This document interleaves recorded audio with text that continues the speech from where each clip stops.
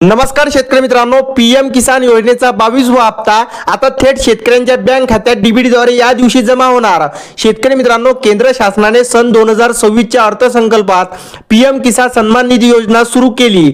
त्या पीएम किसान सन्मान निधीमध्ये देशभरातील शेतकरी वर्गाला आर्थिक मदत पुरवण्यासाठी सुरू करण्यात आलेली ही सर्वात मोठी योजना आहे। शेतकरी मित्रांनो, त्यातील मूलभूत तरतुदीमध्ये कोणतीही बदल करण्यात आलेली नाही। आता शेतकऱ्यांना प्रतिवर्षी जे 6,000 रुपये दिले जात होते, आता ते 6,000 रुपये म्हणजे 4 महिन्यातून 2,000 रुपयाचा हप्ता आता शेतकऱ्याला मिळणार आहे। आता शेतकरी मित्रांनो, भारत सरकारने देशातील शेतकरी समुदायासाठी कल्याणासाठी अनेक योजना राबवल्या आहेत, पण त्यामधून सर्वात महत्त्वाची योजना म्हणजे पीएम किसान योजना। आता शेतकरी मित्रांनो, 21 हप्ते हे शेतकऱ्यांच्या बँक खात्यावर यशस्वीरित्या पूर्ण झाले असून आता सर्व शेतकरी वाट बघत आहे की 22वा हप्ता आपल्या खात्यात केव्हा येणार। तर या योजनेच्या माध्यमातून पात्र शेतकऱ्यांना वार्षिक 6,000 रुपयांची आर्थिक सहाय्य दिली जाते।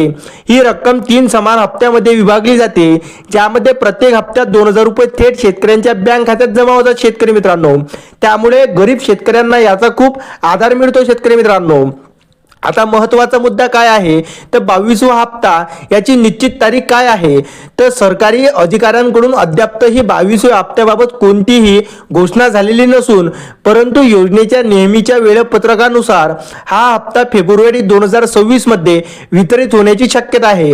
म्हणजे शेतकरी मित्रांनो, नोव्हेंबर महिन्यामध्ये 19 नोव्हेंबर 2025 रोजी शेतकऱ्यांना 21वा हप्ता यशस्वीरित्या त्यांच्या खात्यावर जमा झाला।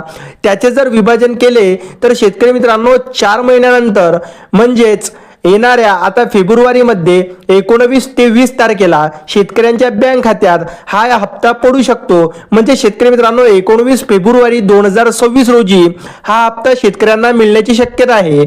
आता अनेक कृषी तज्ञांचा असा अंदाज आहे की फेब्रुवारी महिन्याच्या पहिल्या दुसऱ्या आठवड्यात हा हप्ता पडणार आणि हा हप्ता डीबीटीद्वारे पडणार।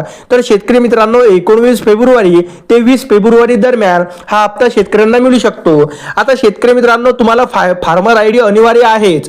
तुमच्याजवळ फार्मर आयडी नसेल तर तुम्हाला हा हप्ता मिळू शकणार नाही।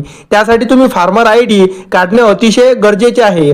त्याचबरोबर शेतकरी मित्रांनो, तुमच्याजवळ जर फार्मर आयडी असेल पण आणखीन जर काही गोष्टी असतात, त्यामध्ये EKYC आहे, बँक आधार लिंक आहे, ते तुम्हाला करावेच लागणार, तेव्हाच तुम्हाला हा हप्ता मिळणार आहे। व्हिडिओ आणि माहिती आवडल्यास चॅनलला सबस्क्राईब आणि व्हिडिओला एक लाईक अवश्य करा। तर चला भेटू पुढच्या व्हिडिओमध्ये, तोपर्यंत नमस्कार, जय हिंद, जय महाराष्ट्र।